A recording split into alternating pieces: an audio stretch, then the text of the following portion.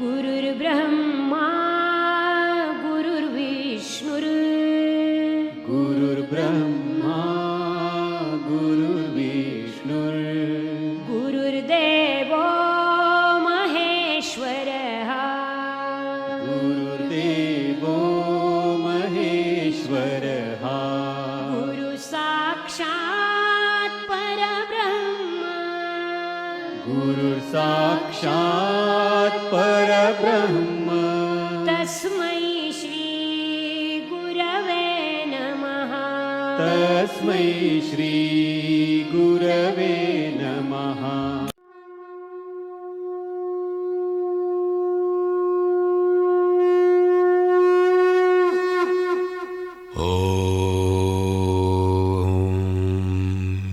श्री परमात्मने नमः। प्रेम से बोलो श्री कृष्ण भगवान की जय। मित्रों, भक्तों, मैं आचार्य श्री राजेंद्र कुमार सूर्यवंशी भगवान श्री कृष्ण की चरणों की धूल उनका शिष्य। मित्रों, भक्तों, श्रीमन नारायण नमो नमो। ओम श्रीमन नारायण नमो। श्री विष्णु पुराण। मित्रों, चौथा अंश हम प्रारंभ करने जा रहे हैं। तो चौथे अंश का पहला अध्याय हम आरंभ करते हैं। श्री विष्णु पुराण का अमृतपान आप तक पहुंचा रहे हैं। कृपया सेवन करना ना भूलें। तो शुरू करते हैं चौथा अंश पहला अध्याय। चौथा अंश का पहला अध्याय वैवस्वत मनु के वंश का विवरण।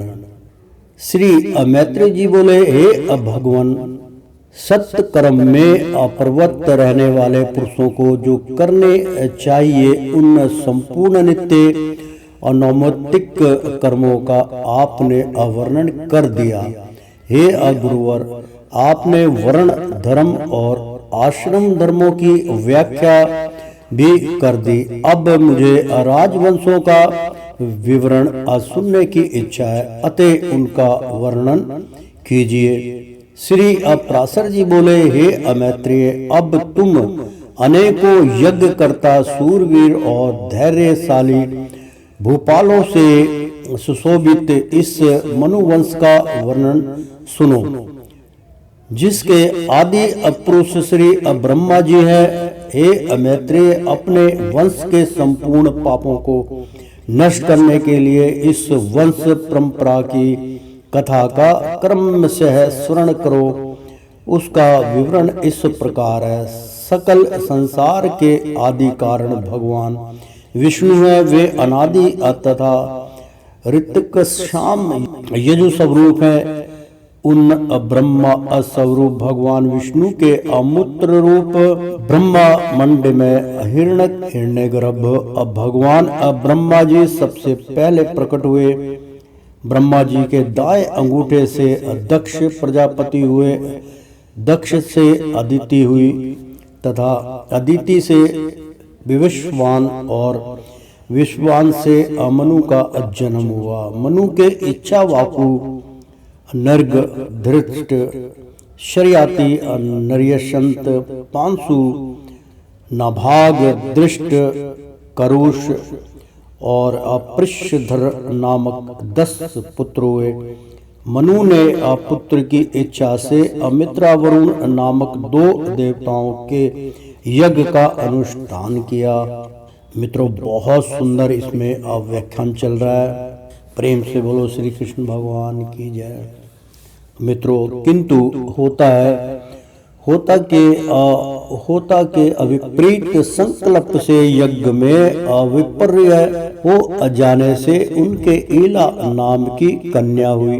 हे मैत्रेय, मित्रा वरुण की कृपा से वह ईला ही मनु का शुद्धमन नामक पुत्र हुआ। फिर महादेव जी के कोप प्रयुक्त शाप से वह स्त्री होकर चंद्रमा के पुत्र बुध के आश्रम के निकट घूमने लगी।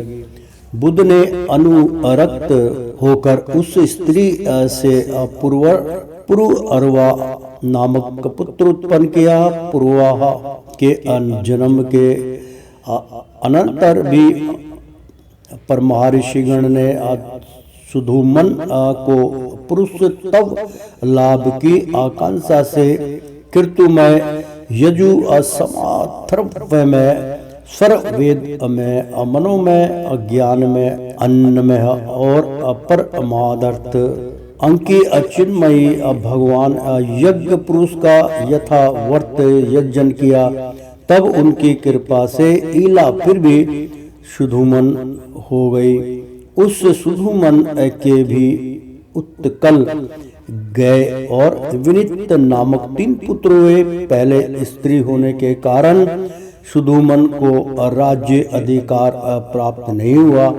वशिष्ठ जी के कहने से उनके पिता ने उन्हें प्रतिष्ठान नामक नगर दे दिया था, वही उन्होंने अपूर्वा को दिया। अपूर्वाह की संतान संपूर्ण दिशाओं में फैले हुए क्षत्रिय गण हुए। मनु का प्रशद्र नामक पुत्र गुरु की गौ का वध करने के कारण शूद्र हो गया। मनु का पुत्र करूस तथा करूस से अकारूस नामक महाबली और पराक्रमी क्षत्रिय गण उत्पन्न हुए। दृष्ट का पुत्र नाभाग वैश्य हो गया था, उसे बलबंधन नाम का पुत्र हुआ। बलबंधन से महान कीर्तिमान वस्त प्रीति से पांशु और पांशु से प्रजापति नामक इकलौता पुत्र हुआ। प्रजापति से खनित्र से चासुत्र तथा चासुत्र से अति बल पराक्रम संपन्न विंश हुआ। विंश से विविंशक से खनिनेत्र से अति विभाभूति और अति विवाभूति से अति बलवान और सूरवीर करंदम नामक पुत्र हुआ। करंदम से अविचित्त हुआ और अविचित्त के मरुत नामक अति बल पराक्रम युक्त पुत्र हुआ, जिसके विषय में आजकल भी ये 2 श्लोक गाए जाते हैं। मरुत का जैसा यज्ञ हुआ था वैसा इस पृथ्वी पर और किसका हुआ है, जिसकी सभी याज्ञिक वस्तुएं असुरमणि में और अति सुंदर थी। उस यज्ञ में इंद्र सोमरस से और ब्रह्मा गण दक्षिणा से परितृप्त हो गए थे तथा उसमें मरुद्रागण परोसने वाले और देवगण सदस्य थे। उस चक्रवर्ती मारुत के नरिष्यंत नामक पुत्र हुआ और नरिष्यंत के दम और दम के राजवर्धन नामक पुत्र उत्पन्न हुए। राजवर्धन से असुद्री से केवल और केवल से सुधृति का नाम हुआ। सुधृति से नर से चंद्र और चंद्र से केवल हुआ। केवल से बंधुमान से वेगवान से बुद्ध से तृणबिंदु तथा तृणबिंदु से पहले तो इलविला नामक की एक कन्या हुई थी, किंतु पीछे अलम्बुषा नाम की एक सुंदरी अप्सरा उस पर अनुरक्त हो गई। उससे तृणबिंदु के विशाल नामक पुत्र हुआ, जिसने अविशाला नाम की अपुरी बसाई। विशाल का पुत्र हेमचंद्र हुआ। हेमचंद्र का चंद्र और चंद्र का ध्रुमाक्ष, ध्रुमाक्ष का संजय का सहदेव और सहदेव का पुत्र कृशावक हुआ। कृशावक के सोमदत्त नामक पुत्र हुआ, जिसने 100 अश्वमेघ यज्ञ किए थे। उससे जन्मे अजय हुआ और जन्मे अजय से सुमति का जन्म हुआ। ये सब विशाल वंशीय राजा हुए। इनके अविषय में यह श्लोक प्रसिद्ध है। तृण बिंदु के अप्रसाद से विशाल वंशीय समस्त राजा लोग दीर्घायु अब महात्मा वीरवान और अति अधर्म प्रयाण हुए। मनु अपुत्र सरयाति के असुख कन्या नाम वाली एक कन्या हुई, जिसका विवाह चैवन ऋषि के साथ हुआ। शयात्री के अनर्थ नामक एक परम धार्मिक पुत्र हुआ। आनंत्र के रेवत नाम का पुत्र हुआ, जिसने कुशस्थली नाम की पुरी में रहकर आनंत्र देश का राज्य भोग किया। रेवत का भी रैवत का कुशधी नामक एक अति अधर्मात्मा पुत्र था, जो अपने 100 भाइयों में सबसे बड़ा था। उसके रेवती नाम की एक कन्या हुई। महाराज रेवत उसे अपने साथ लेकर ब्रह्मा जी से यह पूछने के लिए कि यह कन्या किस वर के अयोग्य है। ब्रह्मा लोक को गए। उस समय ब्रह्मा जी के समीप आहा और उहु नामक 2 अगंधर्व अतितान नामक दिव्य गान गा रहे थे। वहां गान संबंधी चित्रा, दक्षिणा और धात्री नामक त्रिमार्ग के परिवर्तन के साथ उनका विलक्षण गान सुनते हुए अनेकों युगों के परिवर्तन काल तक ठहरने पर भी रेवत जी को केवल एक मुहूर्त ही बीता सा मालूम हुआ। गान समाप्त हो जाने पर रेवत ने भगवान कमल योनि को प्रणाम कर उनसे अपनी कन्या के योग्य वर पूछा। भगवान ब्रह्मा ने कहा, तुम्हें जो वर अभी अमत हो उन्हें बताओ। तब उन्होंने भगवान ब्रह्मा जी को पुण्य प्रणाम कर अपने समस्त अभिमत वरों का वर्णन किया और पूछा कि इनमें से आपको कौन वर पसंद है, जिसे मैं यहाँ यह कन्या दूं। इस पर भगवान कमल योनि कुछ सिर झुकाकर मुस्कुराते हुए बोले, तुमको जो जो वर अभी अमत है उनमें से तो अब पृथ्वी पर किसी के अपुत्र पौत्र आदि की संतान भी नहीं है, क्योंकि यहाँ गंधर्वों का गान सुनते हुए तुम्हें कई चतुर्युग बीत चुके हैं। इस समय पृथ्वी वितल पर 28वें अमनु का चतुर्युग प्राय समाप्त हो चुका है तथा कलयुग का प्रारंभ होने वाला है। अब तुम अपने समान अकेले ही रह गए हो, अतः यह कन्या रतन किसी और योग्य वर को दो। इतने समय में तुम्हारे पुत्र, मित्र, कलत्र, मंत्री वर्ग, भृत्यगण, बंधुगण, सेना और कोशा आदि का भी सर्वथा अभाव हो चुका है।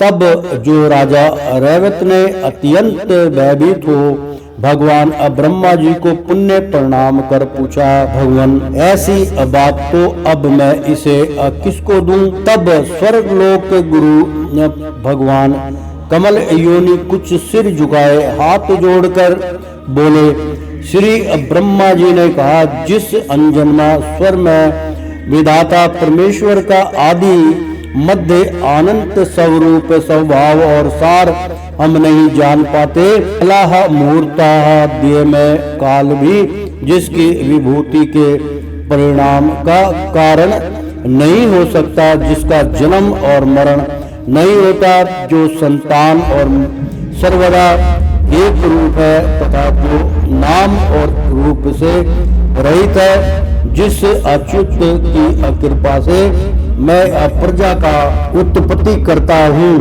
जिसके क्रोध से उत्पन्न हुआ रुद्र सृष्टि का अंत करता है तथा जिस परमात्मा से मध्य में जगतिस्थित कारी विष्णु रूप पुरुष का प्रादुर्भाव हुआ है, जो अनजन्मा मेरे रूप धारण कर संसार की रचना करता है, स्थिति के समय जो पुरुष रूप है तथा जो रुद्र रूप से संपूर्ण विश्व का ग्रास कर जाता है एवं अनंतर रूप से संपूर्ण जगत को धारण करता है, जो अव्ययात्मा पाप के लिए अग्नि रूप हो जाता है, पृथ्वी रूप से संपूर्ण लोकों को धारण करता है, इंद्र आदि अरूप से विश्व का पालन करता है और सूर्य तथा चंद्र अरूप होकर संपूर्ण अंधकार का नाश करता है। जो श्वास प्रश्वास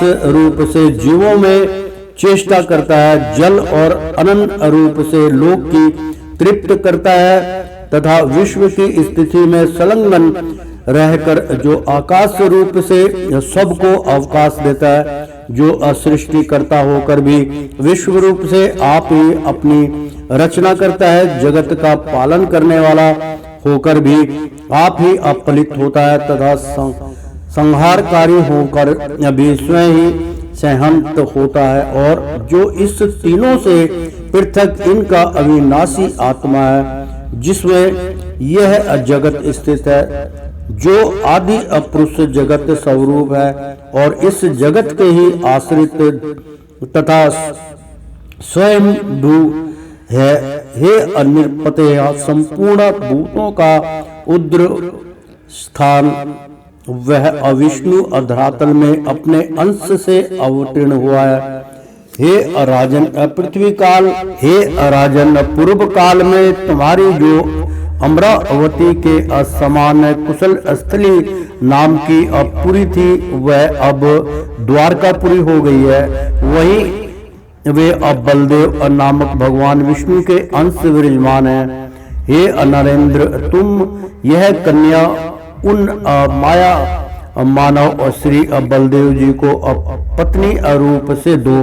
ये बलदेव जी संसार में अति प्रसन्न हैं और तुम्हारी कन्या भी स्त्रियों में रतन स्वरूपा है, अतः इनका योग सर्वथा उपयुक्त है। श्री पराशर जी बोले, भगवान ब्रह्मा जी के ऐसे कहने पर प्रजापति रैवत पृथ्वी तल पर आए तो देखा कि सभी मनुष्य छोटे छोटे कुरूप अलपते जो में है अलप वीर्य तथा विवेकहीन हो गए।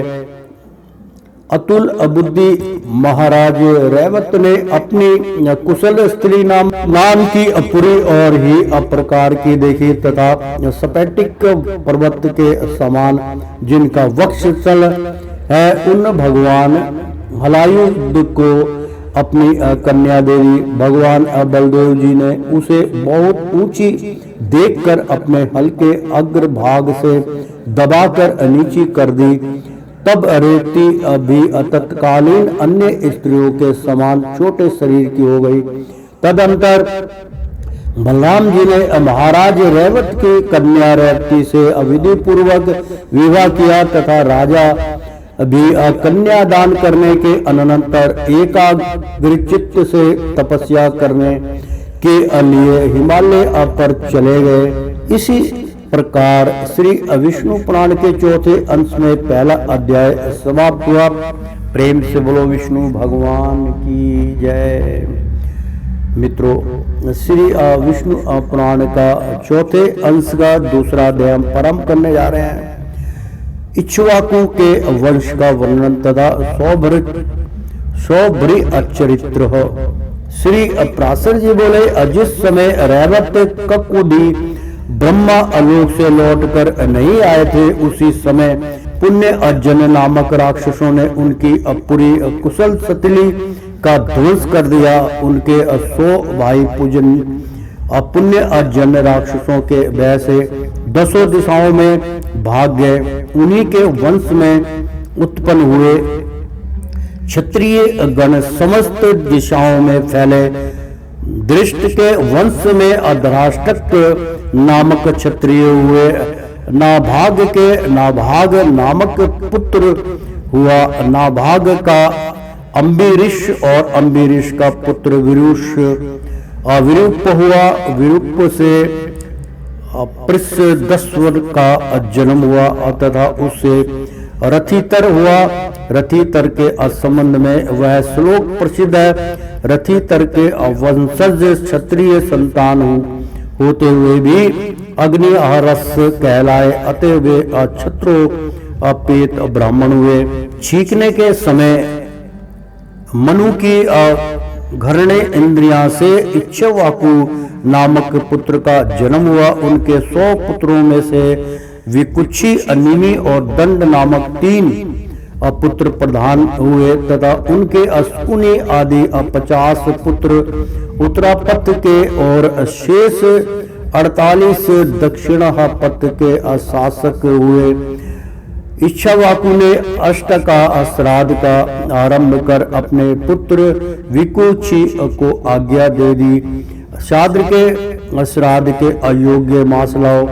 उसने बहुत अच्छा कह उनकी आज्ञा को अश्रुधार्य किया और धनुष बाण लेकर वन में अनेकों मृगों का वध किया, किंतु अति थका मांदा और अत्यंत भूखा होने के कारण विकुक्षी ने उनमें से एक सशक्त खरगोश खा लिया और बचा हुआ मांस लाकर अपने पिता को निवेदन किया।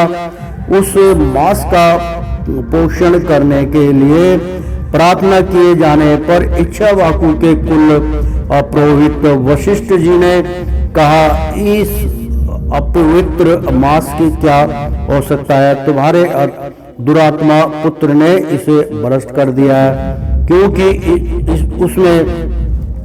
उसने इसमें से एक सशक्त खा लिया है। गुरु के ऐसा कहने पर तभी से विकुक्षा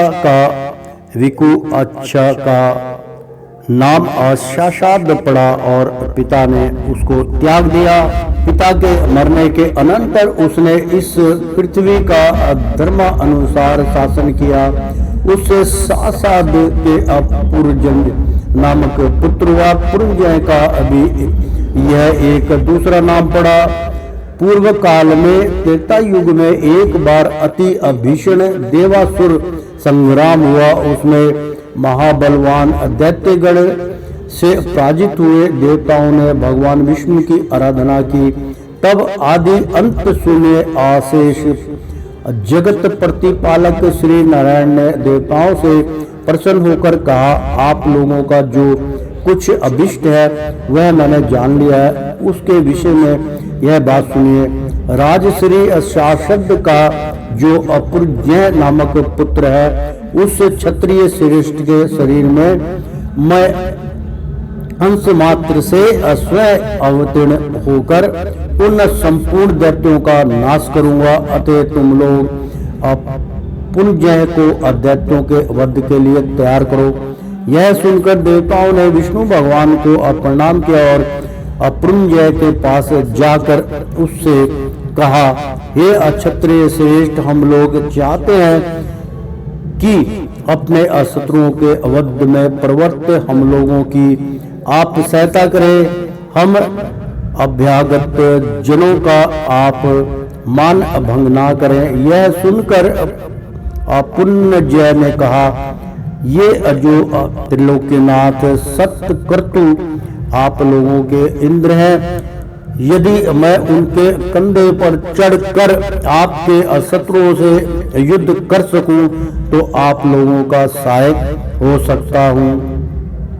यह सुनकर समस्त देवगण और इंद्र ने बहुत अच्छा ऐसा कहकर उनका कथन स्वीकार कर लिया। फिर वृषभ रूपधारी इंद्र की पीठ पर चढ़कर चराचर गुरु भगवान अच्युत के तेज से परिपूर्ण होकर राजा पुंजय ने अशेष पूर्वक सभी दैत्यों को मार डाला।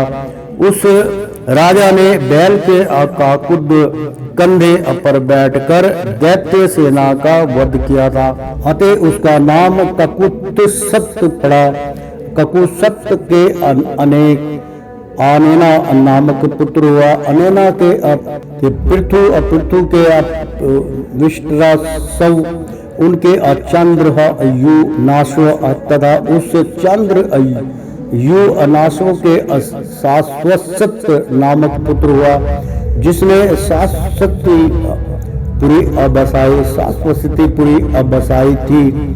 शाश्वत के वृद्ध शव तथा वृद्ध शव के कुवल यश्व का जन्म हुआ, जिसने वैष्णवते तेज से पूर्णता लाभ कर अपने 21 सहस्त्र पुत्रों के साथ मिलकर महर्षि उद्दक के अपकारी धुंधु नामक दैत्य को मार डाला तथा अतः उनका नाम धुंधु मार हुआ।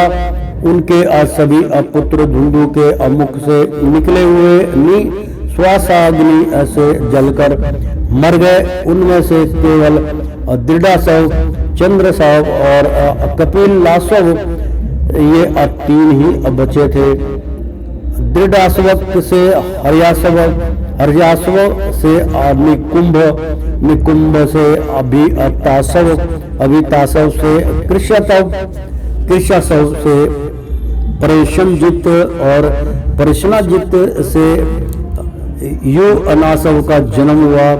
युनासव निसंतान होने के कारण खिन विचित से निश्वरों के आश्रमों में रहा करता था। उसके दुख से द्रवी अभूत होकर दयालु मुनिजनों ने उसके पुत्र उत्पन्न होने के लिए यज्ञानुष्ठान किया। आधी रात के समय उस यज्ञ के समाप्त होने पर मुनिजन मंत्र पुत्र जल का कलश वेदी में रखकर सो गए। उनके सो जाने पर अत्यंत पिपासाकुल होकर राजा ने उस स्थान में प्रवेश किया और सोए हुए के कारण उन ऋषियों को उन्होंने नहीं जगाया तथा उस अमित महात्मशाली कलश के मंत्र पूत जल को भी लिया। जागने पर ऋषियों ने पूछा, इस मंत्र पूत जल को किसने पिया है? इसका पान करने पर ही युनासव की पत्नी महाबली विक्रमशील पुत्र उत्पन्न करेगी। यह सुनकर राजा ने कहा, मैंने ये बिना जाने यह जल भी पी लिया है। अतः युनासव के उदर में गर्भ स्थापित हो गया और क्रम से बढ़ने लगा।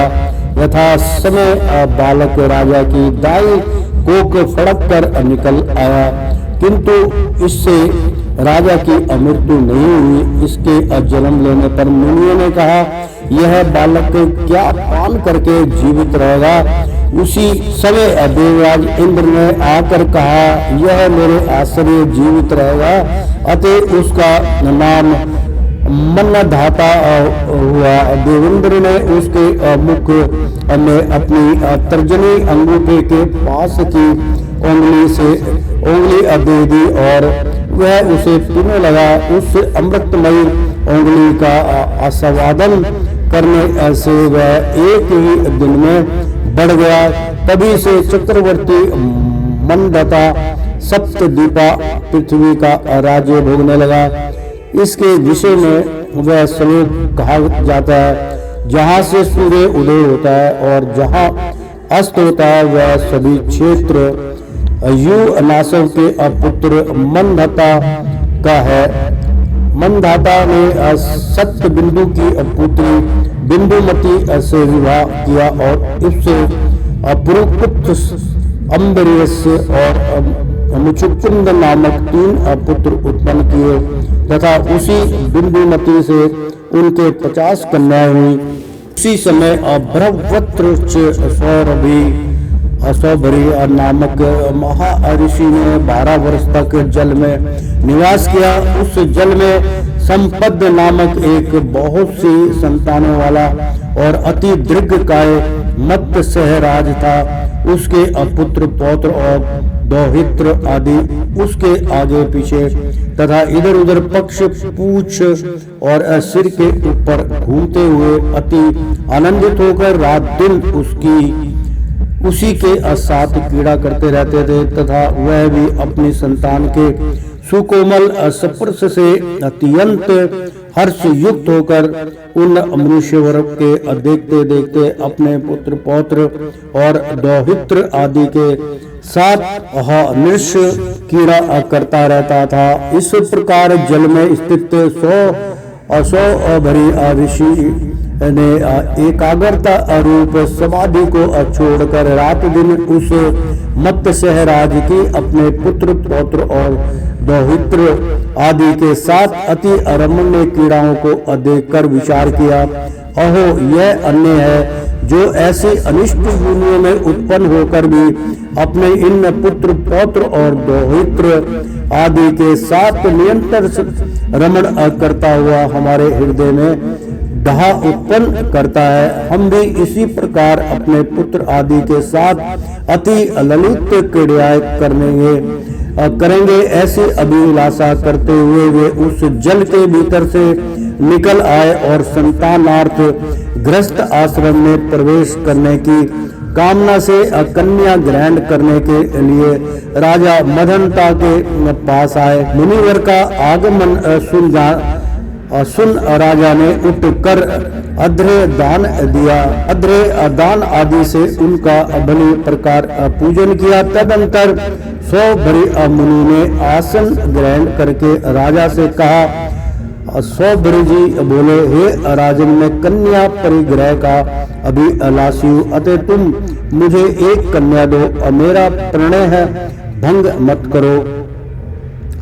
ककुत्स्थ वंश में कार्य वंश से आया हुआ कोई भी प्रार्थी पुरुष कभी खाली हाथ नहीं लौटता। हे अमनन दाता, पृथ्वी वितल में और भी अनेक राजा लोग हैं और उनके भी कन्याएं उत्पन्न हुई हैं, किंतु याचकों को मांगी हुई वस्तु दान देने के नियम में दृढ़ प्रतिज्ञ तो यह तुम्हारा प्रशंसनीय कुल ही है। हे राजन, तुम्हारे 50 कन्याएं हैं, उनमें से तुम मुझे केवल एक ही दे दो। हे नृप श्रेष्ठ, मैं उस समय प्रार्थना भंग की आशंका से उत्पन्न अतिशय दुख से भयभीत हो रहा हूँ। श्री अपराशर जी बोले, ऋषि के ऐसे वचन सुनकर राजा उनके अराजजिन देह को देखकर शाप के भय से अस्वीकार करने में कातर हो गए। उनसे डरते हुए कुछ नीचे को और मुख करके मन ही मन चिंता करने लगे। सौभर जी बोले, हे नरेंद्र, तुम चिंतित क्यों होते हो? मैंने इसमें कोई असह बात तो कही नहीं है। जो कन्या एक दिन तुम्हें अवश्य देनी ही है, उससे ही यदि हम कृतार्थ हो सके तो तुम क्या नहीं प्राप्त कर सकते हो? श्री पराशर जी बोले, तब भगवान सौभरी के साप से भयभीत हो राजा मदनता ने नम्रता पूर्वक उनसे कहा। राजा बोले, भगवान, हमारे कुल की यह रीति है कि जिस असतु कुलोत्पन्न वर को कन्या पसंद करती है वह उसी को दी जाती है। आपकी प्रार्थना तो हमारे मनोरथों से भी पर है, ना जाने किस प्रकार यह उत्पन्न हुई है। ऐसी अवस्था में मैं नहीं जानता कि क्या करूं, बस मुझे यही चिंता है। महाराजा मदनता के ऐसे कहने पर मुनिवर सौभरी ने विचार किया, मुझको टाल देने का यह एक और ही उपाय है। यह बुरा है, टोंडा स्त्रियां भी इसे अपसंद नहीं कर सकती, फिर कन्याओं की तो बात ही क्या है। ऐसा सोचकर ही राजा ने यह बात कही है। अच्छा, ऐसा ही सही, मैं भी ऐसा ही उपाय करूंगा। यह सब सोचकर उन्होंने मदनता से कहा, यदि ऐसी बात है तो कन्याओं के अंतपुर रक्षक नपुंसक को वहां मेरे प्रवेश कराने के लिए आज्ञा दो। यदि कोई कन्या ही मेरी इच्छा करेगी तो ही मैं स्त्री ग्रहण करूंगा, नहीं तो इसी ढलती अवस्था में मुझे इस व्यर्थ भोग का कोई प्रयोजन नहीं है। ऐसा कहकर वे मौन हो गए। तब मुनि के शाप की आशंका से मदनता ने कन्याओं के अंतपुर रक्षक को आज्ञा दे दी। उसके साथ अंतपुर में प्रवेश करते हुए भगवान और सौभरी ने अपना रूप सकल सिद्ध और गंधर्वगण से भी अति मनोहर बना लिया। उन ऋषि वर को अंतपुर में ले जाने अंतपुर रक्षक ने उन कन्याओं से कहा, तुम्हारे पिता महाराजा मदनता की आज्ञा है कि ये ब्रह्मा ऋषि हमारे पास एक कन्या के लिए पधारे हैं और मैंने इससे प्रतिज्ञा की है कि मेरी जो कोई कन्या श्रीमान को वरण करेगी उसकी शवक संबंधता में मैं किसी प्रकार की बाधा नहीं डालूंगा। यह सुनकर उन सभी कन्याओं ने युद्धपति गजराज का वर्णन करने वाला हथिनियों के समान अनुराग और आनंद पूर्वक अकेली में ही वर्णन करती हूँ ऐसा कहते हुए उन्हें वर्णन कर दिया और कर लिया। वे आपस पर कहने लगी, अरे बहनों, व्यर्थ चेष्टा क्यों करती हो? मैं इनका वर्णन करती हूँ, ये तुम्हारे अनुरूप है भी नहीं। विधाता ने ही इन्हें मेरा भर्ता और मुझे इनकी भार्या बनाया है, अतः तुम शांत हो जाओ। अंतपुर में आते ही सबसे पहले मैंने ही उन्हें वर्णन किया था, तुम क्यों मरी जाती हो? इस प्रकार मैंने वर्णन किया है, पहले मैंने वर्णन किया है। ऐसा कहकर उन राजकन्याओं में उनके लिए बड़ा कलह मच गया। जब उन समस्त कन्याओं ने अतिशय अनुरागवश उन अनिधन कृति मुनिवर को अवरण कर लिया तो कन्या रक्षक ने नम्रता पूर्वक राजा से संपूर्ण वृत्तांत ज्यों का त्यों कह सुनाया। प्रेम से बोलो श्री कृष्ण भगवान की जय। ओ श्रीमन नारायण नारायण हरि हरि, तेरी लीला सबसे न्यारी न्यारी, बोलो हरि हरि। विष्णु नारायण नारायण हरि हरि, लक्ष्मी नारायण नारायण हरि हरि। प्रेम से बोलो श्री विष्णु भगवान की जय। मित्रों, भक्तों, एक बार बोल दो ना राधे राधे कृष्णम कृष्णम।